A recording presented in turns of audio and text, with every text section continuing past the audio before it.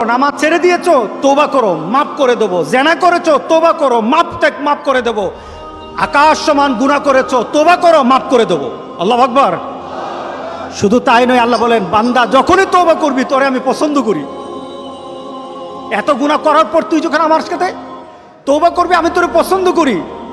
শুধু তাই নয়, আল্লাহ সুবহানাহু ওয়া তাআলা বলেন, যারা মুতাতাহহিরিন, যারা পবিত্রতা অর্জন করে, আল্লাহ তাদেরকে পছন্দ করেন। আমরা পবিত্রতা অর্জন করি কি দিয়ে? উযু দিয়ে। বলেন কি দিয়ে? উযু দিয়ে। আমরা পবিত্রতা অর্জন করি তওবার মাধ্যমে। প্রথম এটা হলো আত্মার পরিশুদ্ধতা। আপনার দেহকে পরিশুদ্ধ করতে হবে, আত্মাকে পরিশুদ্ধ করতে হবে। আপনার আত্মাকে পবিত্র বানাবেন। আত্মাকে পবিত্র বানাতে হলে তওবা লাগবে। এটা পানি দিয়ে হবে না, মাটি দিয়ে হবে না। আপনার আত্মাকে যদি পবিত্র করতে চান তাহলে তওবা লাগবে। কি লাগবে? তওবা।